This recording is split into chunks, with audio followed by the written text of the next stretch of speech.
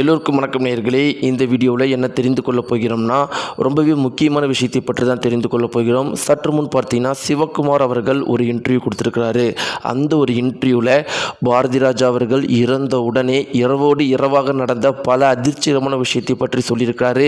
இரவோடு இரவாக பாரதி ராஜா மனைவி பண்ண விஷயங்களை பற்றி சொல்லியிருக்கிறாரு. இதெல்லாம் பார்த்தீங்கன்னா ஒரு மிக பெரும் அளவுக்கு அதிர்ச்சியை ஏற்படுத்தியிருக்குது. இவ்வளோ பெரிய லெஜண்ட் இறந்த பிறகு லெஜண்டுடைய மனைவி பண்ண காரியத்தை சிவகுமார் அவர்கள் சொன்னது தான் மிக பெரும் அளவுக்கு அதிர்ச்சியை ஏற்படுத்தியிருக்குது. வாங்க நேயர்களே, இந்த வீடியோவில் சிவகுமார் அவர்கள் என்ன சொல்லி இருக்கிறாரு, பாரதி ராஜாவுடைய மனைவி பாரதி ராஜா இறந்த பிறகு என்னவெல்லாம் பண்ணியிருக்கிறாங்க அப்படிங்கிறத பற்றி தான் நம்ம தெரிந்து கொள்ள போகிறோம். வாங்க வீடியோக்குள்ளே போகலாம். நம்முடைய சேனலுக்கு புதியவராக இருந்தால் மறக்காம சப்ஸ்கிரைப் பண்ணிட்டுங்க.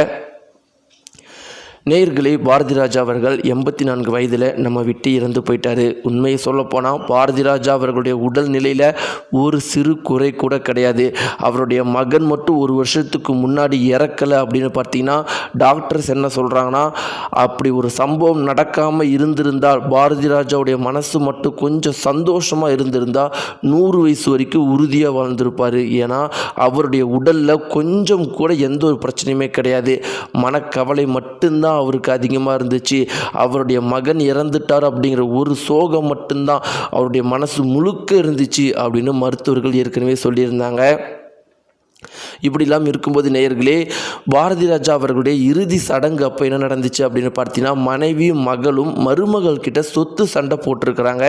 அந்த குறிப்பிட்ட வீடியோக்கள்லாம் சமூக வலைத்தளங்களில் மிக பெரும் அளவுக்கு வைரலாகி பாரதி ராஜா அப்படிங்கிற ஒரு லெஜண்ட் இருந்திருக்காரு. சரி, அவர் எங்களுக்கு தான் லெஜண்டு, உங்களுக்கு ஒரு கணவராகவும் ஒரு அப்பாவாகவும் ஒரு மாமனராகவும் இருந்த அந்த மனுஷன் இறப்பு அன்னைக்கு சொத்துக்காக எப்படி தகராறு போடுறீங்க, உங்களுக்கெல்லாம் மனசு இருக்குதா, மனசாட்சி இருக்கா அப்படின்னு சமூக வலைத்தளங்களில் எல்லாருமே கேள்வி எழுப்பியிருக்கிறாங்க.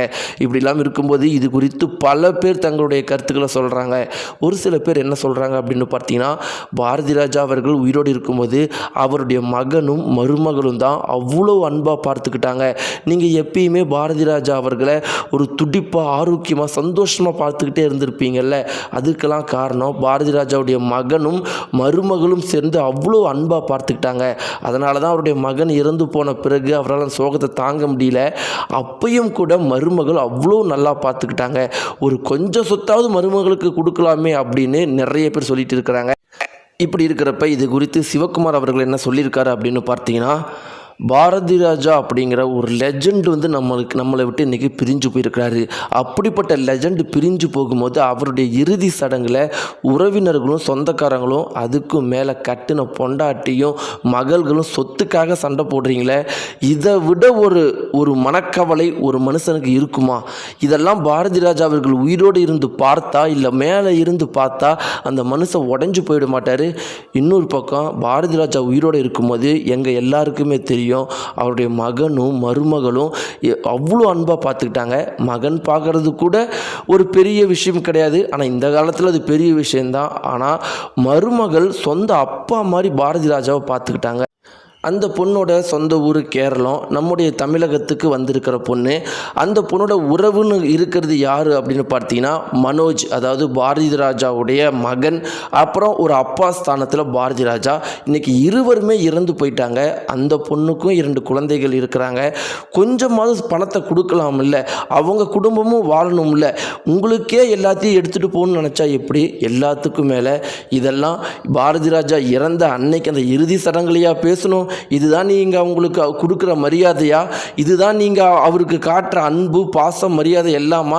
இதெல்லாம் பார்க்க முடியாது தான் ஒருவேளை அந்த மனுஷன் செத்து போயிருப்பார் அப்படின்னு சிவகுமார் அவர்கள் கோபமாக பேசியிருக்கிறாங்க.